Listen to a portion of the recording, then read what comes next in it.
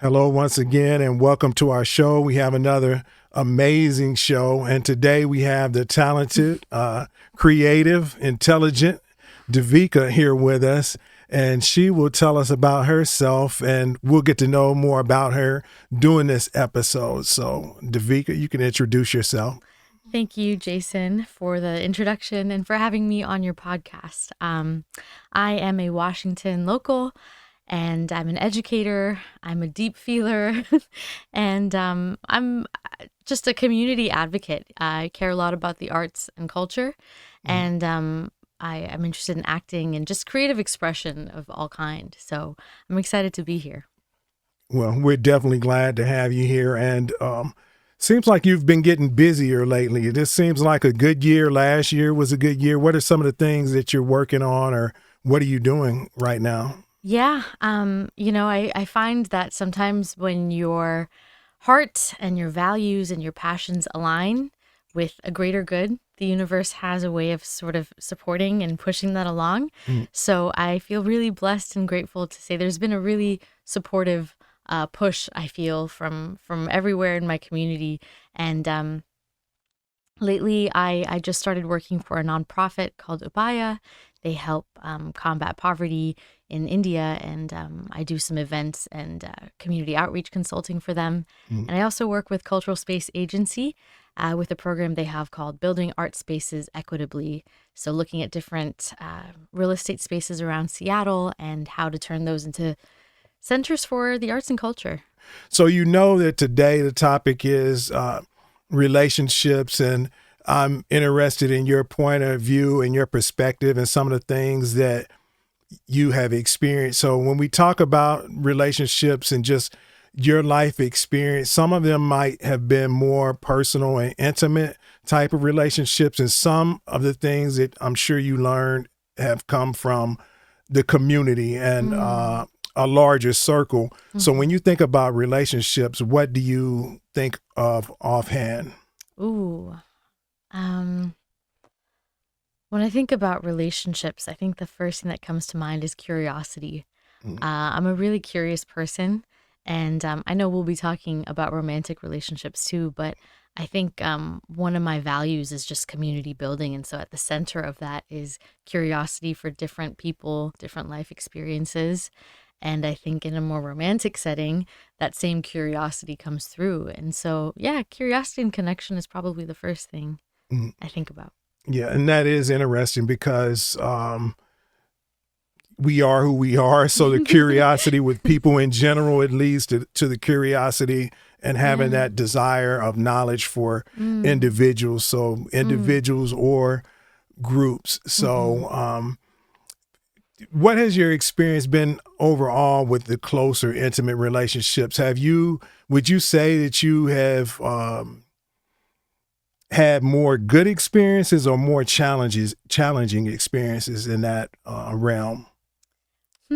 Well, it's hard to just label anything as a good or bad, completely honest with Mm. you. I think any relationship that I've been in has been a beautiful one Mm. for the reasons that draw me to that person and the connection. Um, I am not in those relationships today because ultimately things didn't align. Lessons did need to be learned. But I think at its core, you know, over time, I'm 32 today, and with time that passes, my curiosity also is reflected inward, and the the more I've gotten to know myself, I think what comes up for me in relationships also is different because each time as I continue to get to know myself, Mm. what I need and don't need from relationships matches that. Mm. And I do like the fact that you said, they're not good or bad, so to Yeah. speak, because Yeah. that is one of the viewpoints that I have, is that we will meet someone for whatever reason. We will learn if we Mm. choose to learn. If not, Mhm. it may come full circle and we'll experience the same or similar in the future Mm. to learn again. So I do like that philosophy, neither good nor bad. So What about growing up before you even were at the age where you thought about maybe having a more personal, intimate type of relationship? Hmm. What was life like with you figuring out what was right for you and what path you wanted to go in relationships? Maybe you're still figuring it out, or maybe you have it figured out. Gosh, I mean, if you're asking about when it all started, like, I don't know. I think as the world we live in with the education that I've received, it's like, we grow up and there's so many even like philosophies around like the childhood psychosexual development. And so I think in some ways, how we grow up and what we're conditioned to want from love in relationships, it's sort of this like nature nurture thing that I think is going on. But yeah, I mean, I remember in third grade, my very first crush, his name was Dee Dee. Shout out Stevenson Elementary. But yeah, I think I've always been somebody that likes having crushes. And I mean, I've always been interested in people and that curiosity. So yeah, I don't know. I think it probably started as early as like third grade. Mm, Does that answer your question? somewhat. We're going to dive deeper, but that's a good start. So, Yeah. but I'm also thinking about like, as you share one thing in another area, I may be thinking of something else that remotely relates to Mm, it. yeah. So one of the things that I'm looking at it is your experience, your life experiences, and based on those experiences as at a very young age, how did things translate when you think about your career, your education, your development? Because you've also in that realm had an opportunity to be around of a lot of as a teacher, around a lot of other people Mm-hmm. and seeing how they respond and react to each other in a Mm-hmm. in an environment where they're learning. So did Mm-hmm. that mold you, or did that give you a different sense of like what life and relationships would be about? Mm-hmm. Mm-hmm. Yeah. No, that's interesting. I think that when I think about you mentioned balancing and like your career and how did your relation show up in different ways and figuring that out. And I think while you're still in middle school or high school, there's sort of a lot of innocence that comes with Mhm. relationships. But I think in college is probably when it starts to get more real. Okay. At least it did in my experience. And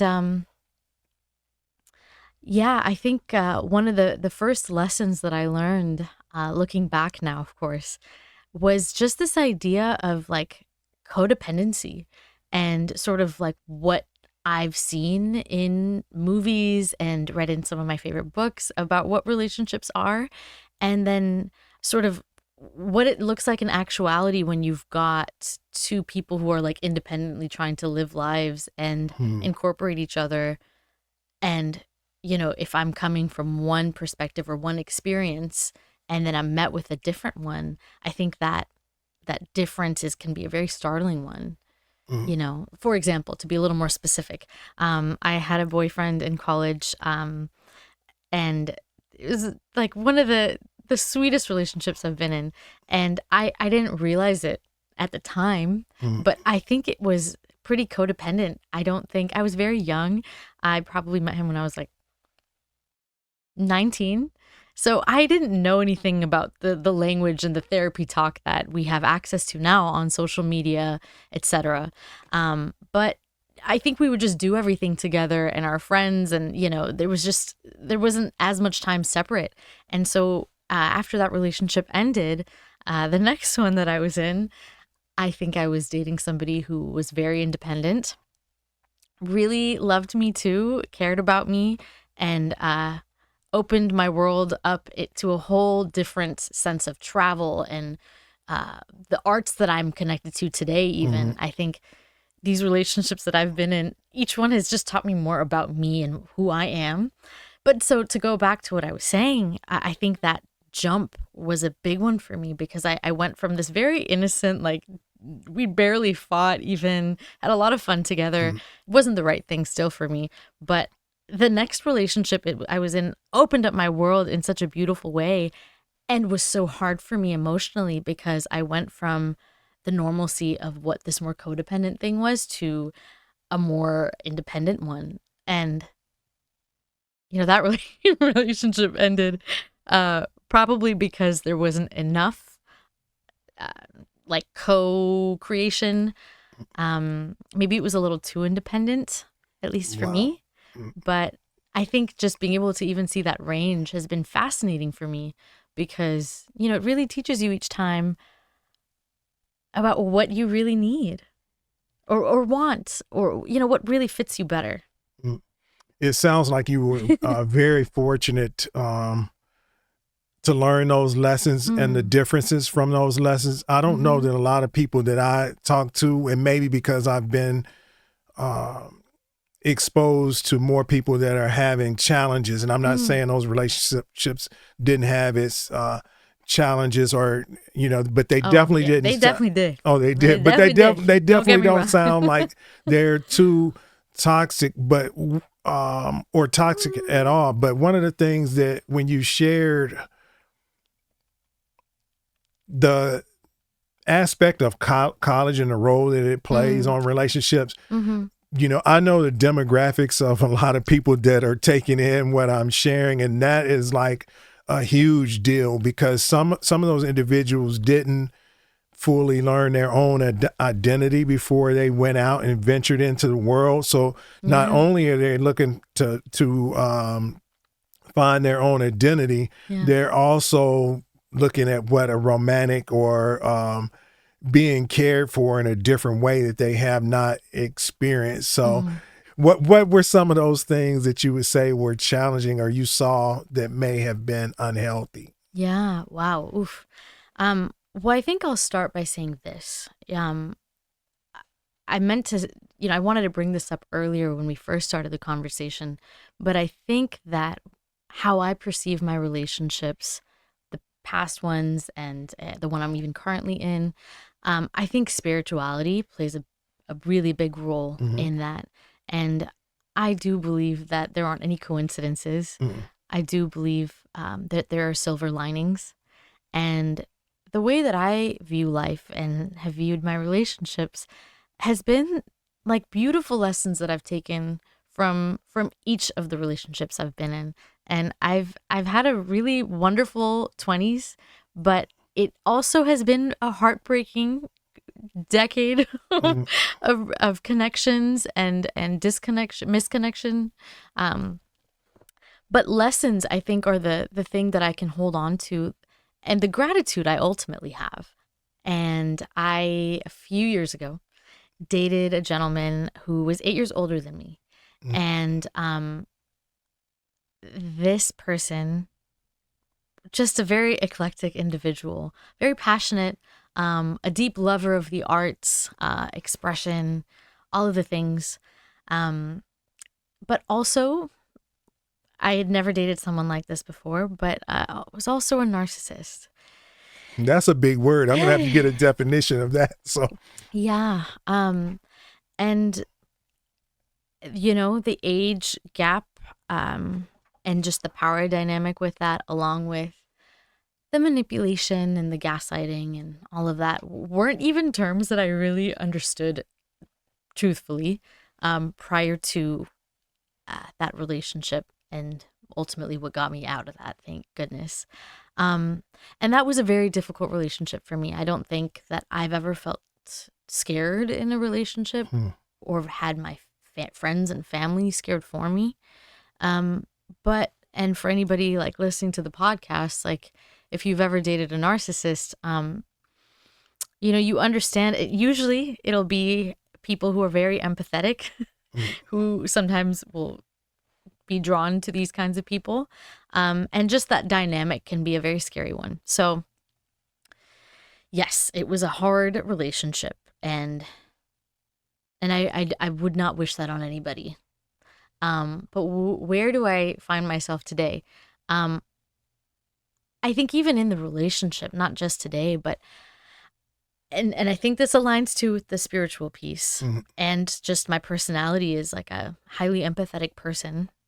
Um, I just think that people are not inherently bad. I don't think that people intentionally want to harm. Um, I think that hurt people can Mm-hmm. hurt people. Mm-hmm.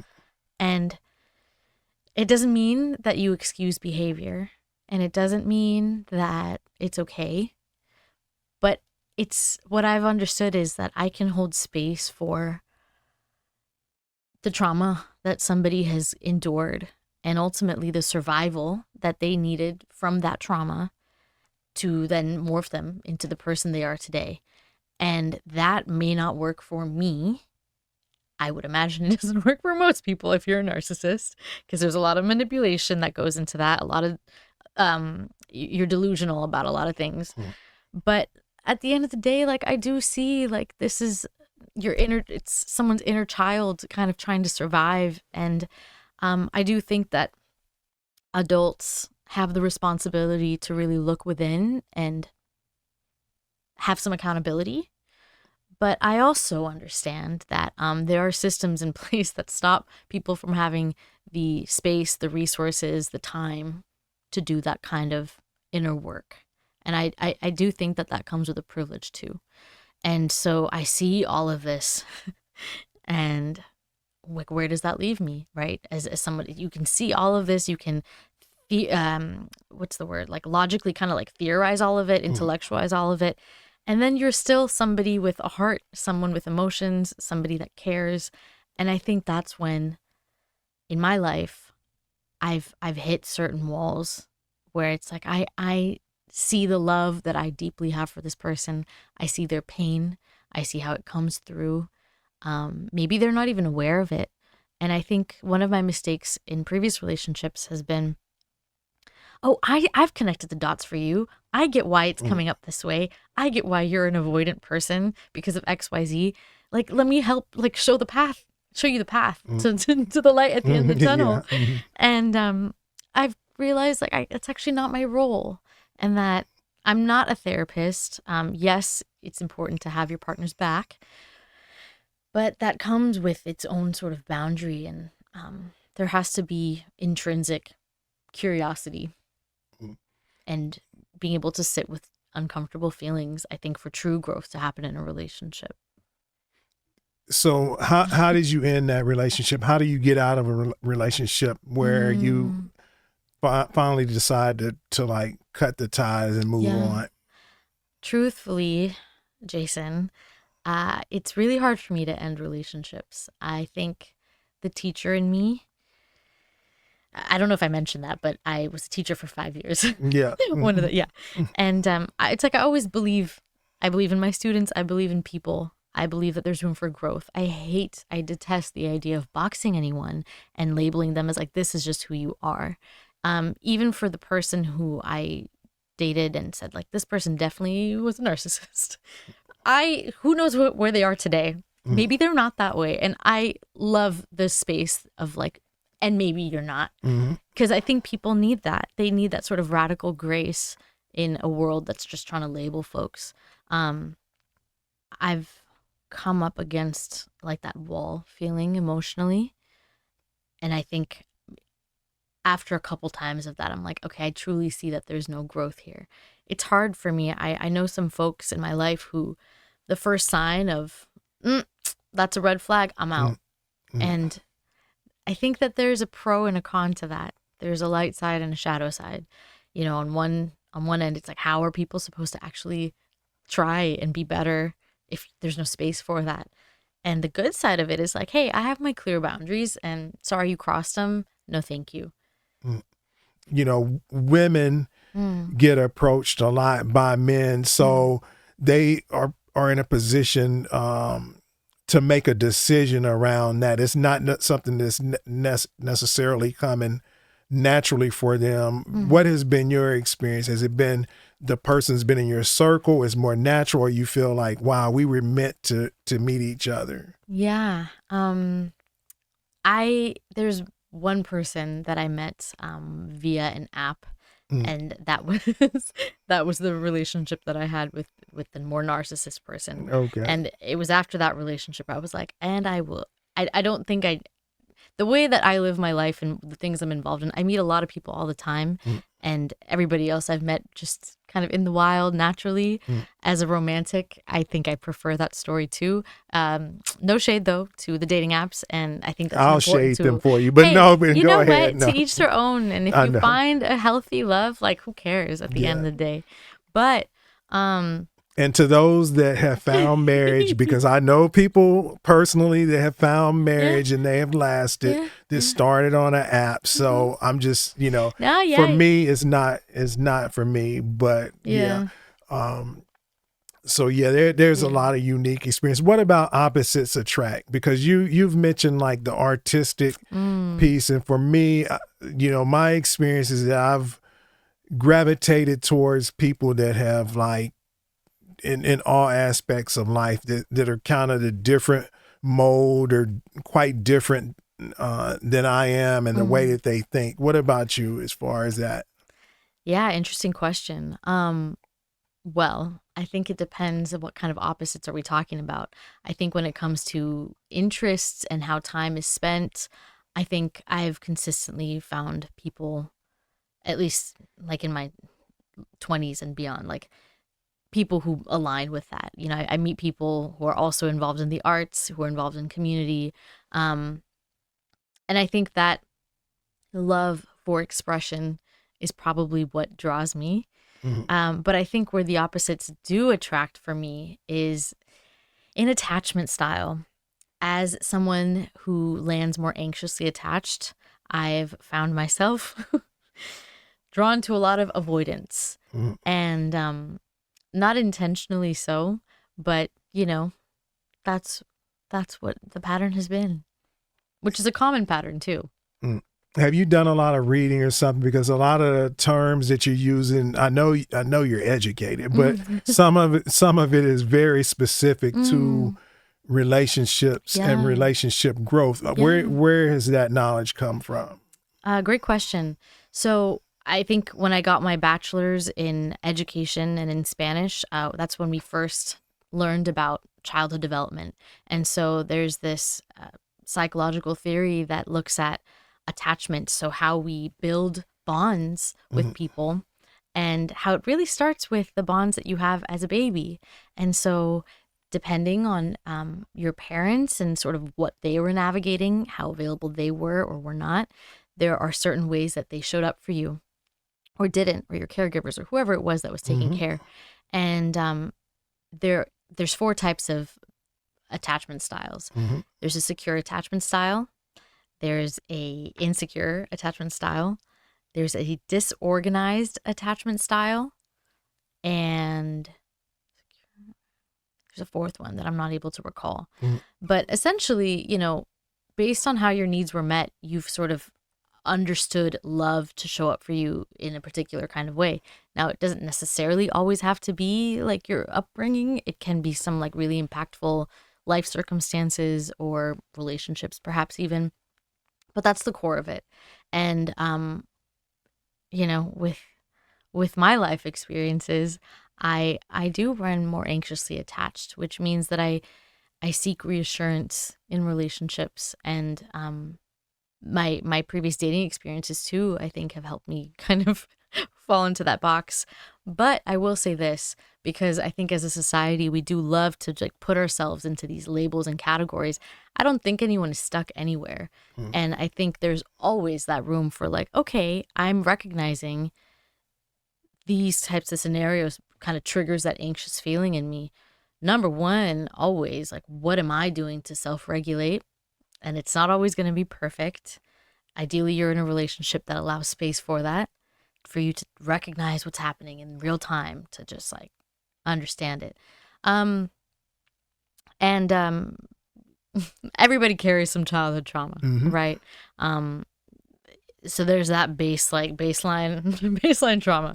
Um, but yeah, I've definitely taken a good hard look into my upbringing, into my childhood, and tried to connect pieces of like, well, why is it that certain things are harder for me?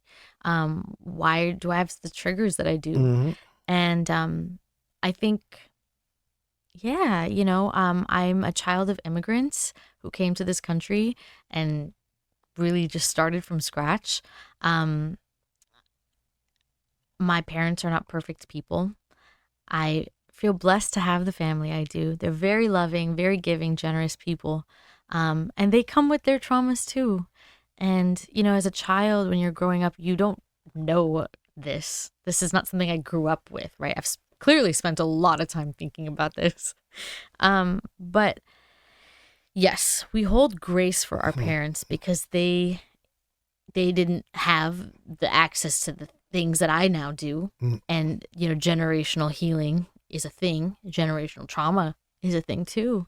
And yeah, I think in the case of in my family, my mom has been the breadwinner and my dad has been like more of a supporting role. So that's been interesting, looking at a more like Indian family where you do see uh, just a lot more like traditional gender roles play out usually typically in the culture.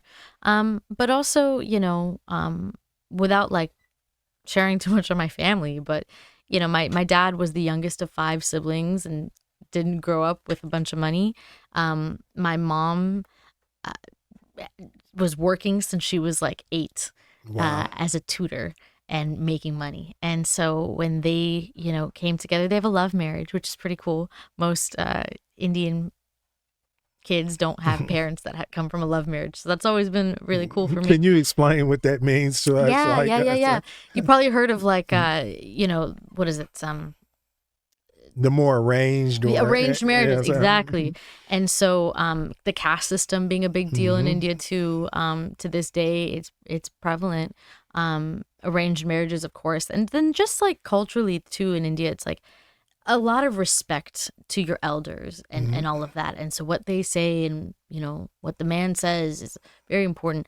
And so it's been fascinating because I think in my family, I have a younger sister as well, and my mom and dad came to this country with the values that they grew up with and raised two very independent girls, Mm-hmm. very expressive girls. And as my sister and I have had our own journeys of healing and therapy, we've been sharing it with our mom and dad. So I really feel like the four of us have grown together in so many ways. And it's in a lot of ways that's been incredible. I talked to some of my friends who are like fellow, brown kids like me, Mm-hmm. and it's just like, what? So there's that. I'm grateful. And there's the piece of like, yeah, there's some dynamics that hurt me growing up to witness. Anger that's not understood or expressed in the right way can be really scary for a kid. And how they internalize that. Comparison is another big one in the Indian culture where it's like you're compared to so and so and so and so's kids and blah blah blah, and that has really ugly impacts, I think, on self-esteem and just like worthy wounds. Like, am I enough? And so those are some of the things that have been struggles for me too. Just in terms of like regulating emotions, in terms of, knowing that my worth is in my hands, it's in my internal world. And, if I'm ever in a relationship that makes me question that, there's only a certain point to which that's going to impact me because like my inner core is pretty strong. You know what I'm saying? Yeah, and you mentioned the word grace, and Beautiful word. but you're showing also both sides of the coin, which is also having boundaries also. And so I'm wondering what for you now, because from the first time I talked to you and I saw your profile and everything, I knew, and I believe you even conveyed it too, this message of like love and being out there for other people, being able to support people in their creativity, whether that's by poetry, music, whatever it is, mics. open mic, whatever it is. Yeah, and I'm like you, the MC thing is like a passion Yeah. for me, and being able to do that. So then when you look at the areas that may be challenging now, what do you tell yourself, or the boundaries where you say, you know, that's enough, or I draw the line? What are there things very specifically that you say that Yes. you know in your mind, no matter what, that you will draw the line on those things? What are they for you? Okay, we went on a journey there. You're asking me what are my like hard boundaries? Exactly. Okay. Mm.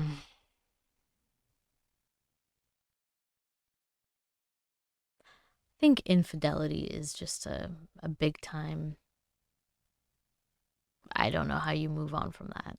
Mhm. I think it is coupled with like lying, you know. That's really important. You know, there's this conversation, this like idea about like honesty versus transparency. Mhm. And you know, what does it mean? Again, it's just like what relationship do you have with yourself at the end of the day? Because that's going to reveal a lot to what you could do for me, you know, in Mhm. our relationship.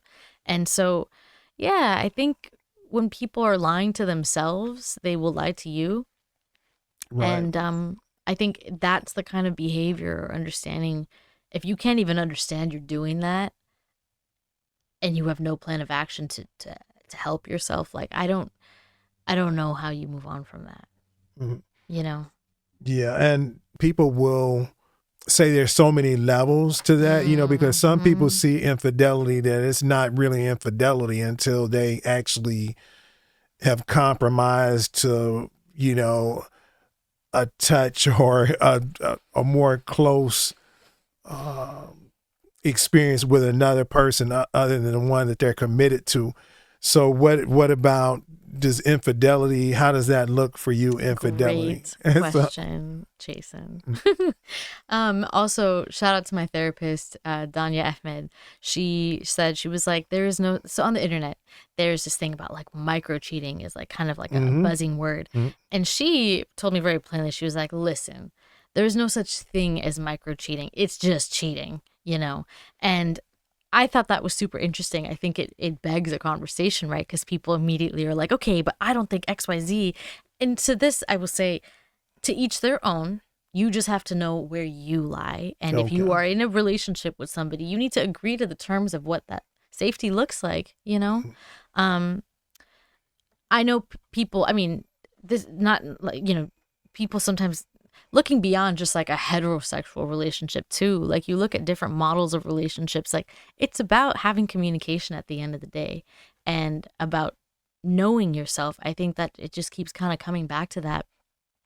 If you don't know what values and standards you live by, how are you going to know what to expect from someone? And how are you even going to communicate that to somebody if your own world is so confusing on what you think is a clear boundary versus not? Mm. Um, I think with where I stand today, and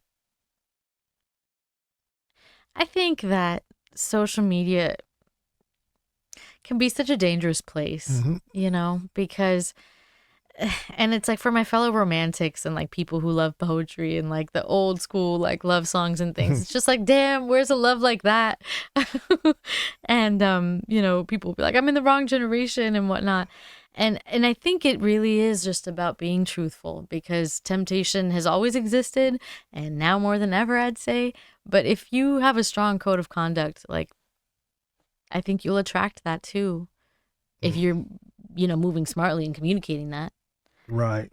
Yeah, the social media thing is so Yeah. easy now to, um, you know, even if you want to talk to someone, you can get to them in some kind of fashion Yeah. or you know, method or way. But whether they are receptive to that, that's a whole nother conversation. Yeah. But, you know, also see that in the dynamics of men versus women, and I know there's a lot of facets to that, but Mm.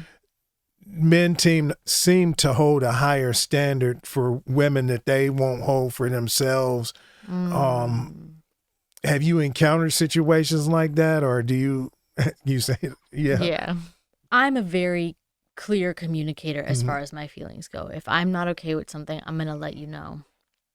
Um and with that said, the life that I'm living, the roles that I take on, the fields I'm in, I'm meeting a lot of people, and obviously that's a whole range of people. And so I think it just is about knowing how to move, and I think that my inner voice is a strong one. I'm really grateful for that. And so it's not like I don't find people attractive. Like, there's attractive people all around the world, and to deny that would kind of not be transparent or honest either. But I think it's about how you hold yourself. I think I think it's clear. I think I think it's felt, and I think you have to be honest with yourself about those things. So you are a busy person, no doubt. So what does the future look like for you? Because you mentioned a relationship, and Hmm. um, I'm back to that old fashioned kind of thing. So when I'm talking to someone, and I'm talking to them about their future, I'm really curious of what that looks like Yeah. for them and what their goals are. Because some people say that they're going to continue the journey that they're on with their ambitions, and let the other things, as far as family or marriage or whatever, if it fits in there. And then other people say they're going to make a conscious decision that they're Mm. going to need to set some things aside to be able to do what's next. This one's for that man that's listening to you right now. He'll get to go look and see and hold you accountable for you what you know say to this and response. again, the timing of this question is kind of funny. At home, I've got a board that it's my manifestation board, Hmm. and any business cards I come across, quotes that inspire me, flyers that I think are cool, anything that, like, I'm like, at some point, like, I want this to be a thing in my Hmm. life, I put it on there. And recently I had this realization that I don't really have anything related to my love life on there. And that was interesting to me. Wow. Um, and it really had me thinking. I was like, well, why is that? Again, my curiosity, it Wow, starts that's a within, good question. always If starts I had a within. therapist, I'd be one to ask my question. Like, that would be a Yeah. key question I would ask them. Yeah. And I think it is what it is. Like, I think in my life, my relationships romantically have not been something that I necessarily know will be a sure thing. Mm. And that's true in life in general, actually. Nothing is guaranteed. We know this. But for whatever reason, for me, um, I think somewhere it's just like there's sometimes a lot of like overthinking I'll do Hmm. around, is this the right thing? How do I know if it's the right thing? And I have a strong inner voice, and I think in relationship world specifically, it can get confusing because people are flawed and people are loving, and yeah, I don't know how to answer the question, to be honest.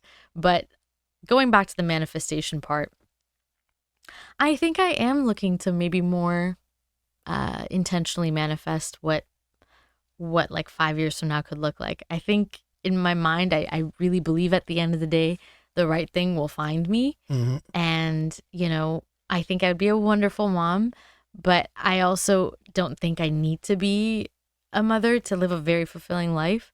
So, yeah, I think part of it, and maybe that's why I'm maybe that's why my life is very rich with the things that are on my board, Mm. because I'm actually actively manifesting them. So I think maybe something to do after this podcast is to really envision the qualities of like what this life I want is. Right. And how long has it been with the current relationship? On Sunday, it'll be a year.